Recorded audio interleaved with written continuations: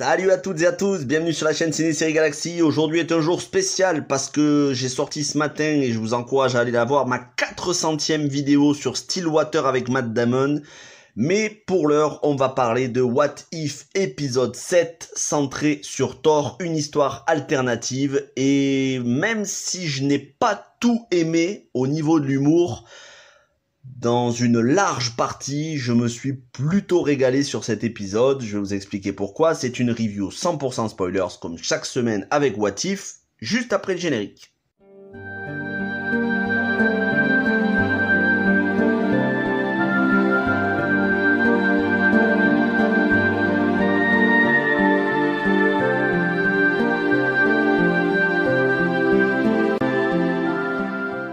Alors cet épisode, on va avoir une relecture des 3 premiers Thor, puisque non seulement on va avoir l'arrivée de Thor sur Terre, le développement avec Jane Foster, mais on va avoir tous les personnages des 3 Thor. Autrement dit, Loki, mais cette fois-ci un Loki alternatif qui n'a pas été élevé avec Thor, qui est resté le fils du géant des glaces, et demi-frère de Thor, mais aussi tous les persos de Thor Ragnarok, ainsi que ceux des Gardiens de la Galaxie. Donc vous allez avoir le Grand Maître, joué par Jeff Goldblum dans les films, vous allez avoir tous les Gardiens de la Galaxie, que ce soit Yondu, Drax, Nebula, vous allez avoir Korg, ouais je crois que c'est celui qui est en pierre, que l'on voit dans Thor Ragnarok, et ensuite dans Avengers Infinity War, qui devient pote avec Thor, et Howard le Canard, qui est le meilleur perso de cet épisode. Ça, je vais y revenir, c'est un point positif. Et donc, l'histoire alternative, c'est un Thor qui n'a pas été élevé donc avec Loki. Ça ne lui a pas appris à être quelqu'un de responsable, et c'est quelqu'un de fêtard qui va sur les différentes planètes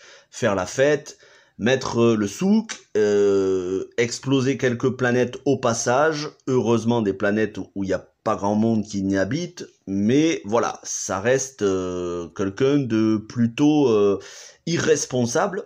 Et du coup, sa mère le surveille, sa mère Frigga, hein, jouée par René Russo dans les films. Donc Frigga a un rôle très important parce que c'est elle qui va remettre un petit peu de l'ordre là-dedans. On a Captain Marvel qui a été mandaté par le Shield. On a donc Jane Foster et Darcy qui sont les premières à alerter le Shield sur une invasion extraterrestre. Cette invasion extraterrestre, c'est Thor qui débarque sur la Terre. Il débarque à Las Vegas pour faire ce qu'on appelle une party en anglais, c'est-à-dire la fête. Voilà, je cherchais le nom en français. Pour faire la fête, parce que voilà, c'est le dieu de la fête. C'est même plus le dieu de la foudre, c'est le dieu de la fête, et il fait du grand n'importe quoi, et quitte à mettre des monuments par terre, à inviter Surtur qu'on avait dans Thor Ragnarok, vous savez, c'est celui qui déclenche le Ragnarok. Surtur qui commence à faire du grand n'importe quoi avec la statue de la liberté, à couper les bras de la statue pour s'amuser. Bref, c'est un gros bordel l'épisode, mais il y a beaucoup d'humour. L'humour qu'on avait dans Thor Ragnarok, vous allez retrouver une partie aussi de l'humour des Gardiens de la Galaxie. Donc le but de cet épisode, c'est que Thor se responsabilise. Il ne va pas y arriver par lui-même, donc il va essayer d'être stoppé par une Captain Marvel surpuissante. Pour le coup, là, on sent bien la puissance de Captain Marvel, doublée par Brie Larson. Moi j'ai toujours apprécié le personnage de Captain Marvel, donc je fais pas partie des gens qui n'aiment pas le film, hein. J'aime beaucoup Captain Marvel et je trouve que le perso est excellent. Après c'est parce que j'apprécie Brie Larson. Bref, pour le coup, le personnage de Captain Marvel dans le film, sa puissance est plutôt bien exploitée, mais ça va pas suffire pour raisonner Thor. Donc Jane Foster va invoquer Heimdall, qui va l'amener auprès de Frigga pour ramener Frigga sur Terre, pour raisonner son fils et un petit peu remettre de l'ordre dans tout ça. Sachant que à la fin de l'épisode, il va tomber amoureux de Jane Foster, il va apprendre à être quelqu'un de plus responsable, et comme nous le dit le gardien, ils se marièrent, ils vécurent heureux et eurent beaucoup d'enfants, sauf que c'était sans compter sur la dernière séquence qui est juste excellente, la dernière scène. C'est un Ultron avec le visage de Vision et toutes les pierres d'infinité. Donc un mix entre Ultron, Thanos et Vision qui débarquent à la fin de l'épisode, à la toute fin. Et bon voilà, hein, on n'aura pas de suite, c'est comme ça. Mais pour dire que les réalités alternatives peuvent réserver beaucoup de surprises et c'est plutôt ça serait sympa de voir ça un jour dans un film, mais on l'aura jamais, hein, mais ça serait sympa de voir un Ultron avec toutes les pierres d'infinité et les pouvoirs de vision. Je pense que ça enverrait du très très lourd. En tout cas, voilà, l'épisode se conclut là-dessus. Au niveau des points positifs, bon, encore une fois, l'animation, tout ça, je vais pas le répéter, c'est toujours aussi excellent. Il y a des séquences d'humour qui marchent, et il y en a d'autres qui marchent pas. Personnellement, j'ai trouvé le personnage de Darcy plutôt insupportable. Après, c'est pas un personnage que j'apprécie dans les films non plus. Je l'ai moyennement apprécié dans WandaVision. Dans les différents Thor, c'est pareil. Je l'avais moyennement apprécié. C'est parce que Kat Dennings, j'ai un petit peu du mal avec son acting. C'est pas une mauvaise actrice, mais moi, c'est une actrice qui m'emballe pas. Donc, le personnage de Darcy, j'ai pas trop aimé son humour.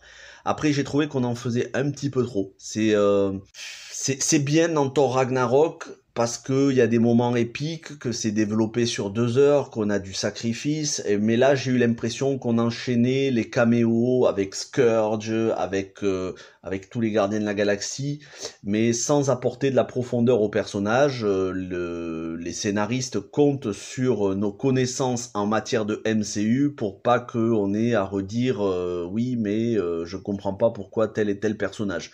En fait, les scénaristes comptent sur nos connaissances pour se dire, bon, on sait que les personnages sont pas très développés, mais on les a déjà vus développer ailleurs dans le MCU. Moi, ça me gêne un petit peu trop, cet aspect fanservice. J'aime beaucoup le fanservice, mais là, c'était trop. C'était juste... Qu'on mette Howard le canard, oui, mais qu'on mette tous les Gardiens de la Galaxie et tous les personnages croisés dans Thor Ragnarok, c'est beaucoup trop. À la rigueur, donc, je retiens en gros point positif Howard le canard qui a que des punchlines excellentes. On le voit pas beaucoup, mais il est excellent. Le grand maître qui mixe à un moment donné, il fait de la musique à Las Vegas. Ça, c'est pas mal en termes d'humour parce que c'est fidèle au personnage, à son humour qu'il avait dans Thor Ragnarok. Autre gros point positif, c'est la puissance de Captain Marvel, comme je vous le disais il y a quelques minutes, la puissance de Captain Marvel qui est bien exploitée. Le Shield, lui, est pas forcément développé, mais c'est pas très grave. Et enfin, il y a la relation Jane Foster-Thor qui est plutôt bien développée, même si, encore une fois, voilà, ça reste beaucoup moins développé que dans les films.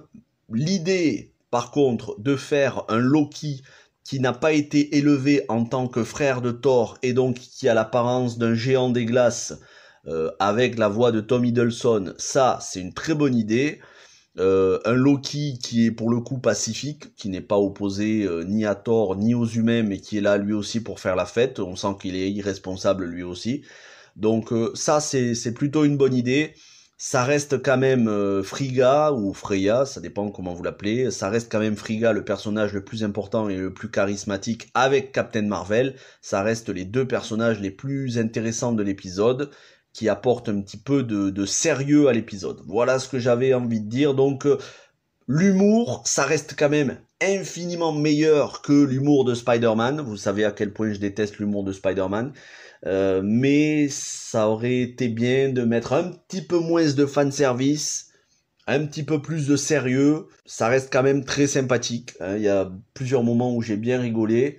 C'est pas le meilleur épisode. Voilà, c'est peut-être le deuxième moins bon épisode. Le pire étant celui où il y avait Spider-Man avec tous les zombies. Les zombies c'était bon, mais Spider-Man non. Mais voilà, l'humour ça marche à moitié. Ceci dit, je préfère quand même Thor Ragnarok qui était mieux développé. Encore une fois, c'est un épisode, c'est une histoire. La semaine prochaine, ce sera autre chose. La semaine dernière, c'était excellent. Ça reste quand même une très bonne série et je vous conseille de regarder cet épisode. Dernier gros point positif que j'ai complètement zappé et que je rajoute au montage, la musique, le morceau Planète Sakar composé par Mark Mothersbaugh sur la BO de Thor Ragnarok est présente dans l'épisode et c'est juste un kiff. Merci à tous d'avoir regardé cette vidéo. Alors pour aujourd'hui, on va pas se retrouver pour d'autres vidéos. J'avais prévu de vous faire 9 Perfect Strangers. Mais finalement, 9 Perfect Strangers, je vous le sortirai demain. Et après, pour le reste de la semaine, je pense qu'il n'y aura pas d'autres vidéos. Peut-être une vidéo et encore, parce que c'est vrai que je vous ai sorti un max de vidéos cette semaine. Merci à tous, passez un bon mercredi, portez-vous bien, et ciao tout le monde.